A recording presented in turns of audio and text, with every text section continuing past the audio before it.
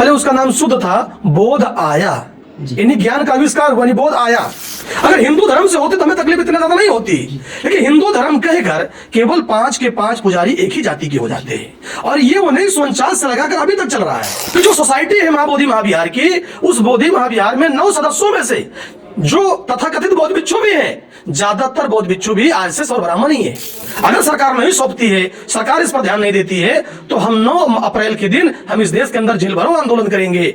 अगर हमारी बात तब भी नहीं सुनी गई तो हम 1 जुलाई 2025 को हम भारत बंद का आह्वान करेंगे। जो भी एरिया बुद्धिस्ट का है, वो बुद्धिस्ट लोगों को सरकार कानून बनाए और जो 1949 का कानून है उसको रद्द कर दे, नया कानून बनाए कि जिस धर्म का ये जगह है उस धर्म को दे देना चाहिए। नमस्कार, मैं हूं सचिन और आप देख रहे हैं एमएल लाइव। अभी गया के बौद्ध विहार में एक आंदोलन चल रहा है बौद्धिस्टों और ब्राह्मणों के बीच में, और वो आंदोलन इसलिए है कि बौद्ध विहार में ऐसा कहा जा रहा है कि वहाँ पे ब्राह्मण को भी रखा जाएगा, पुजारी के तौर पे ब्राह्मण को भी रखा जाएगा और बौद्धिस्टों को भी रखा जाएगा। इस मुद्दे को लेकर हमारे साथ बात करने के लिए हैं सुभाष चंद्र यादव उर्फ प्रजा भैया। बहुत बहुत स्वागत है आपका। धन्यवाद। जिस तरीके से भी देश के अंदर एक आंदोलन खड़ा हो चुका है, बौद्धिस्टों ने आंदोलन शुरू कर दिया है। ऐसा कहा जा रहा है कि बिहार के अंदर पुजारी के तौर पर ब्राह्मण को भी रखा जाएगा बौद्ध विहार में और बौद्धिस्टों को भी रखा जाएगा। इसको लेकर आप क्या सोच रहे हैं और किस तरीके से इस चीज़ को देखते हैं? देखिए, पहली बात यह है कि जो आपने महाविहार महाबोधि की बात में चर्चा किया जी, तो महाविहार जो महाबोधि मंदिर है ये मूलतः बुद्धिस्ट लोगों का है। हम इसलिए बुद्धिस्ट लोगों को कहते हैं क्योंकि महामानव तथागत बुद्ध को जो ज्ञान प्राप्त हुआ था वो गया में ही हुआ था। तो उसका नाम एक्चुअली गया नहीं था, पहले उसका नाम शुद्ध था, बोध आया, यानी ज्ञान का आविष्कार हुआ, यानी बोध आया। जब तथागत बुद्ध ज्ञान को लेकर प्रचार प्रसार करने के लिए सारनाथ आए तो उसका नाम रख दिया गया बोध गया, यानी बोध जो है, ज्ञान जो है चला गया जी। अभी बोध गया को मिटाने के लिए उन्होंने उसका नाम रख दिया गया, यानी बोध जो है एकदम खत्म हो गया।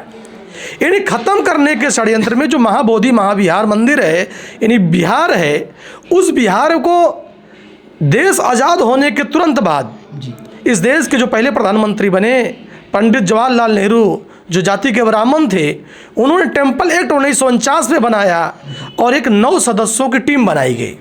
और 9 सदस्यों की टीम में उन्होंने कहा कि इसमें से 5 सदस्य इस मंदिर के जो पुजारी होंगे, जो भिक्षु होंगे, जो भी होंगे, उसमें से 9 में से 5 केवल ब्राह्मण जाति के होंगे और उसका नाम दिया गया ये हिंदू धर्म से होंगे। अगर हिंदू धर्म से होते तो हमें तकलीफ इतना ज़्यादा नहीं होती, लेकिन हिंदू धर्म कहकर केवल 5 के 5 पुजारी एक ही जाति के हो जाते हैं। और ये 1949 से लगाकर अभी तक चल रहा है। इस एक्ट को रद्द किया जाए, इसलिए इस एक्ट को रद्द किया जाए। महाबोधि महाविहार को लेकर कह रहे हैं कि किसी हिंदुओं के मंदिर का पुजारी कोई दूसरे धर्म का नहीं हो सकता है जी।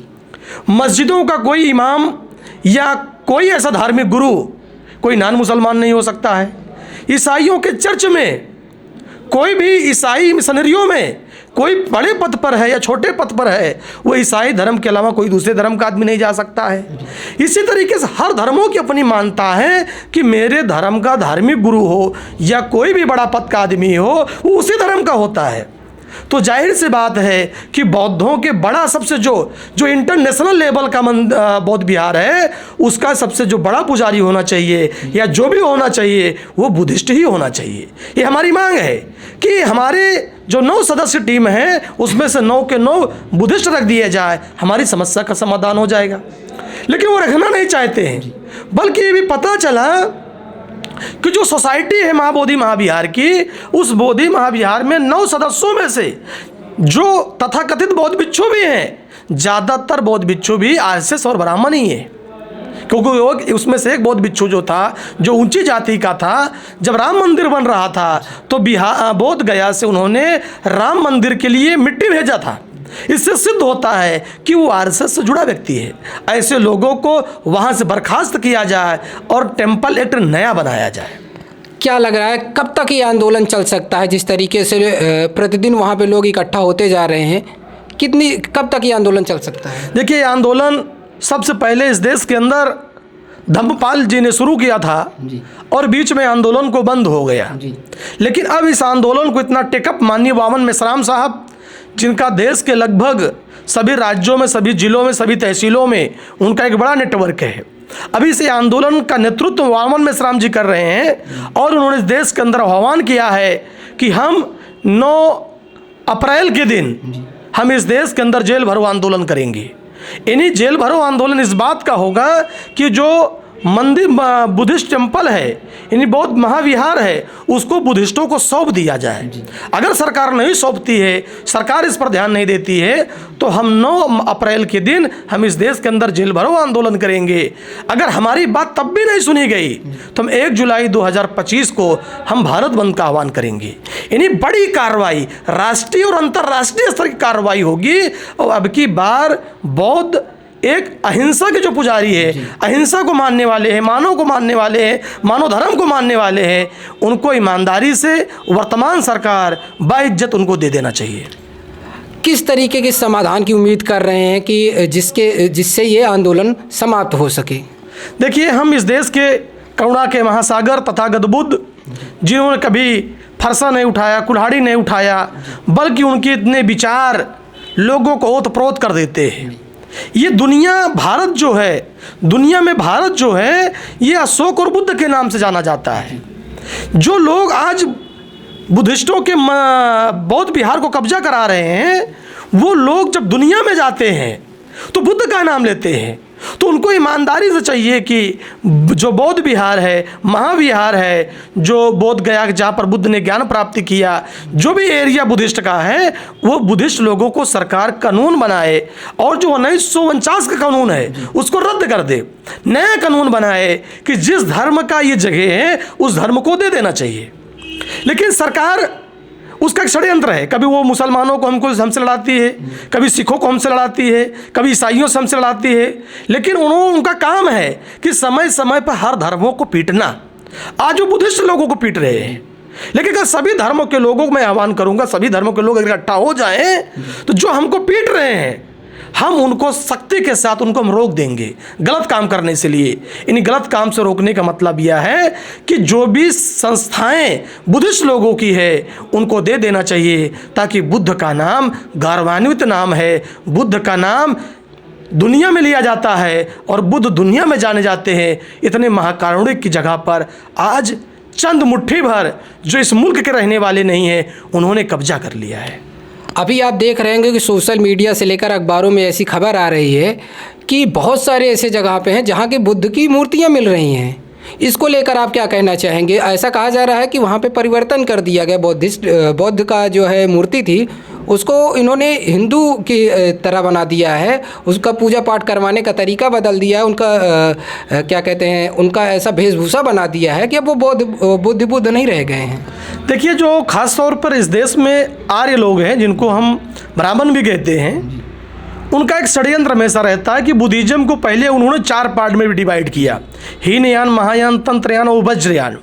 उसकी एक शाखा वज्रयान और तंत्रयान जो शाखा है, उसमें जितने तथागत बुद्ध की मूर्तियां हैं उन्होंने उसको इस तरीके से समय समय प्रदर्शित किया कि बुद्ध की मूर्ति को अलग अलग देवी देवता के नाम से वो देश के अंदर प्रचारित कर रहे हैं।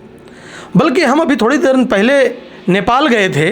नेपाल के काठमांडू में कहा जाता है ये यहाँ पर शंकर का मंदिर है। मैं शंकर के मंदिर में गया, उस मंदिर का मुझे नाम याद नहीं है, वो एक बुद्धिस्ट मंदिर है, बुद्ध विहार है। लेकिन उस बुद्ध विहार के अंदर गया तो वहाँ पर मैंने अपने आँखों से 3 बुद्ध की बड़ी मूर्तियाँ देखा। लेकिन उन्होंने कहा नहीं, ये बुद्ध की मूर्तियाँ नहीं है, ये इनकी मूर्ति नहीं है। यानी हमारे तथागत बुद्ध को, जो हमारे ही नहीं दुनिया के सभी के हैं, उन बुद्ध की मूर्तियों को अलग अलग जगहों पर उन्होंने अलग अलग देवी देवताओं के नाम से जाने जाते हैं। समय आने पर इसका भी पर्दाफाश किया जाएगा और जितने भी इनको तथाकथित हिंदू देवी देवताओं की मूर्तियां हैं, ये सब की सब तथागत बुद्ध की ही मूर्तियां हैं। ये उनके रूप को, उनके चेहरे को, उनकी बनावट को उन्होंने हर तरीके का चेंज किया हुआ है। उन्होंने चेंज कर कर बुद्ध के जो इतिहास है उसमें उन्होंने मिलावट करने का काम किया है। ये हम सभी लोगों को कहना चाहते हैं, वो सभी बुद्ध की ही मूर्तियाँ हैं।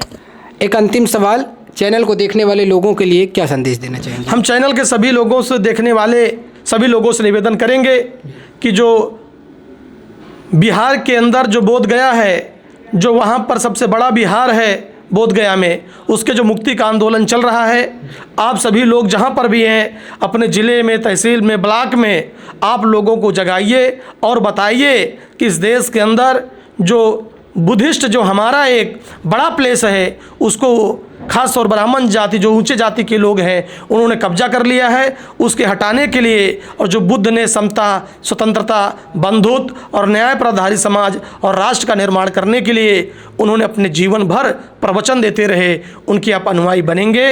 इतनी ही बात कहेंगे और इतनी बात कहकर अपनी बात समाप्त करेंगे। आप लोग महाबिहार मुक्ति आंदोलन को साथ समर्थन और सहयोग करेंगे। धन्यवाद। तो दोस्तों, आपको ये वीडियो कैसा लगा, इस पर आपकी क्या राय है, अपनी राय कमेंट बॉक्स में दीजिए। और ऐसी वीडियो देखने के लिए आप ML लाइव चैनल को सब्सक्राइब कीजिए। मिलते हैं किसी एक नए वीडियो में नए टॉपिक के साथ, तब तक के लिए बहुत बहुत धन्यवाद।